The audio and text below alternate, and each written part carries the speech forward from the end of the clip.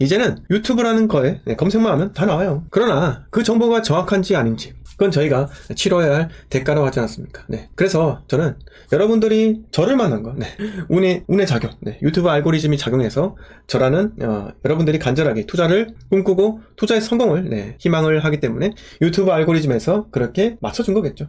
여러분들 저를 만난 게 저는 행운이라고 생각합니다. 물론 운적인 측면이 강하지만 어쨌든 그 운의 영역도 결국은 그게 기회로 잡는 사람들은 자산의 성장하는 겁니다. 왜?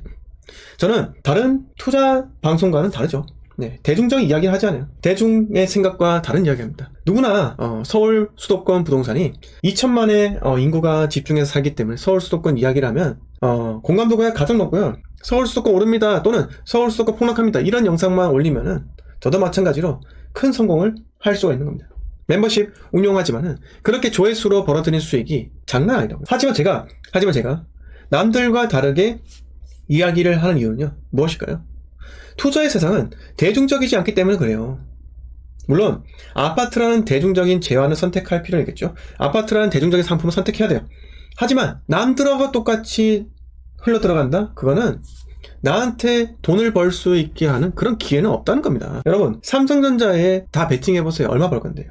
얼마 못 법니다. 얼마 못 벌어요. 삼성전자가 사이클이 깁니다. 한번 오르는 사이클과 한번 내리는 사이클, 그런 게 기타 기타 주식 종목들하고 좀 달라요. 우리가 투자를 잘하고 투자해서 돈을 벌고자 하는 그 마음만이라면요, 제가 늘 말씀드리잖아요. 좋은 걸 사는 게 아닙니다. 좋아질 걸 사는 거겠죠. 왜요? 좋은 건요, 길게 오르고요, 길게 떨어집니다. 왜? 길게 올랐으니까 길게 떨어지는 거라고요. 그건 자연스러운 이치예요. 하지만 좋아질 것은요, 우리가 낮은 가격대에 잡고 그리고 좋아질 상황에 배팅을 한다는 거잖아요. 좋아지면 팔면 돼요. 좋아지면 팔면 됩니다. 그래서 제가 말씀드리는 이 방송의 컨셉은요, 비록 시청자 수는 많지 않아요. 많이 들어오신 100명이고요. 원래는 기본이 120분, 140분 들어오셨는데 부동산 하락기를 맞이하면서 한 절반, 3분의 1이 이탈을 하셨습니다. 하지만 제게는요, 3분의 2가 남았습니다. 3분의 2가 남았어요. 그 3분의 2가 여러분들이 제 방송을 떠나지 않고 보신다는 것 자체가 저는 자산의 성장으로 가는 그 길이다. 왜? 자, 이게 좋은 겁니다. 안 좋은 게 아니에요. 시청자 수가 적다는 건요, 여러분, 그만큼 제 방송의 컨텐츠, 제가 다루는 광역시 부동산이 더 먼저 올라갈 것입니다 라고 하는 것에 동의를 하지 않는 사람들이 태반이라는 겁니다. 태반이란 거예요. 그러면 여전히 우리에게 기회가 있다는 거고요. 우리가 그냥 지금 적당한 금액대, 적당한 매물, 이상한 거 말고요, 진입을 한다. 2023년도, 2024년도 대구에 그냥 적당한 시점 아니겠습니까? 적당한 가격이잖아요. 기존 아파트 말고요, 신축 입주한 아파트에 진입한다. 그러면 대한민국에서 가장 안전한 투자를 하는 겁니다. 가장 쉬운 투자를 하는 거라고요. 그러면 여러분, 제가 대구만 사러 가겠습니까? 이렇게 대구 사고 끝이에요? 아니잖아요. 대구 부동산은 시발점이에요. 요게 아닙니다. 자, 아무튼 간에 대구란 지역은요, 앞으로 장기간의 서울의 침체의 장이 오고 있습니다. 지금 침체장이죠. 침체장에 진행되고 있을 때 광역시는요, 오직 수급으로만 움직이는 지역이에요. 대한민국에서 저밖에 이야기하잖아요.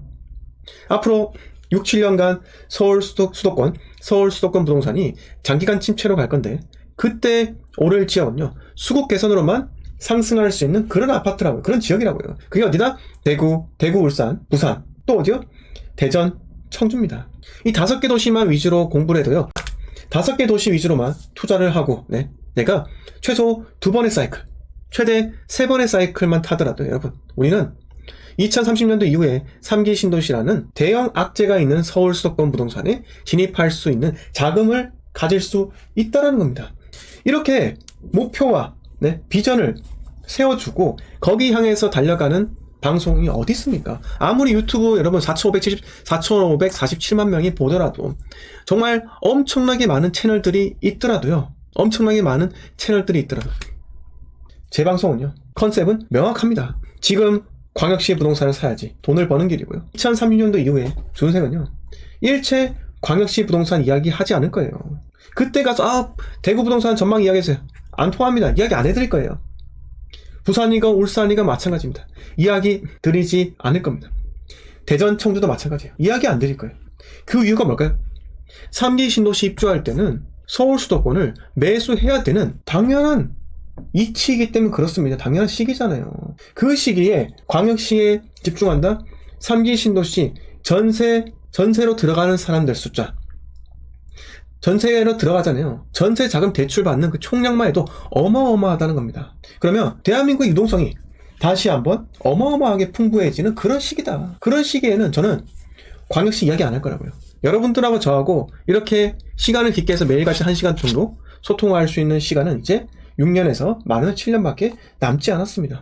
2030년도 이후에 제가 얼마나 바빠질까? 여러분, 저는 지금 그 시간에 비하면, 그때 그 시기에 비하면 앞으로 다가올 그 시기를 생각하면 잠이 오지 않습니다. 왜요? 잠들기가 어려울 것 같아요. 왜? 그때는 온갖 방송 출연을 해야 될 거 아니겠습니까?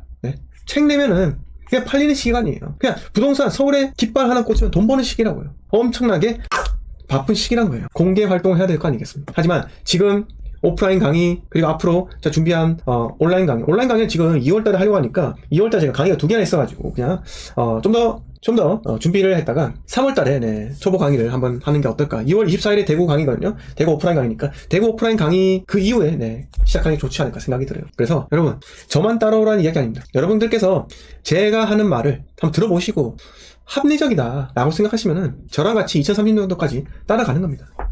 제가 라이브 방송을 2021년 4월부터 했어요. 그리고 2021년 연말부터 2021년 4월부터 라이브를 했는데 2021년 연말부터 부동산 사지 말라 했습니다. 그 전까지 죄송해요. 사라고 해서. 하지만 2021년 연말에 갑자기 대출 규제를 생기면서 이제 그때 전 정권이 할 수 있는 마지막 카드를 쓴 겁니다. 대출 규제 때리잖아요.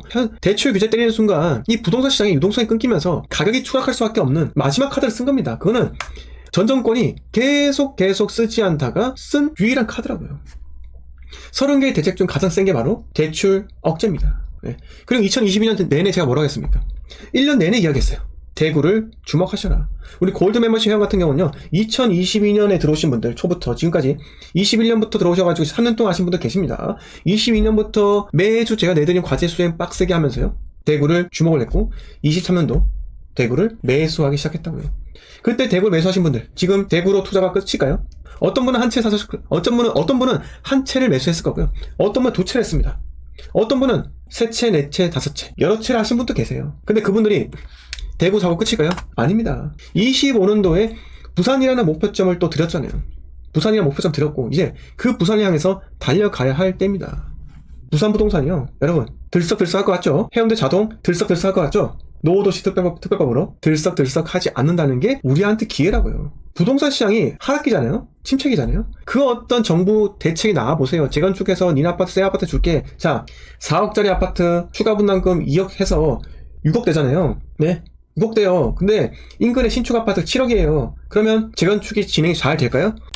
재건축 진행이 안 됩니다. 재건축은요, 단계마다 금액대가 조금씩 올라가야 되는데, 단계마다 올라갈 금액대가 없으면 누가 투자하나요? 재건축도 재건축도 끝까지 들고 갈 수 있는 사람들이 많아야 되는데, 그러려면요, 투자자가 들어와서 잡아줘야 됩니다. 그냥 집 한 채, 소득 없는데 집 한 채 있다? 이분들이 재건축을 끝까지 할 수 있을까요? 하기가 힘들다는 겁니다. 그래서 이런 대형 호재가 나왔는데도 지금 입술이 아파가지고 발음이 더 안 되네요. 자, 지금 이 시기처럼 노후도시 특별법이라는 대형 호재가 나왔는데도 불구하고 그 시장이 움직이지 않는다는 것은 여러분, 엄청난 기회예요.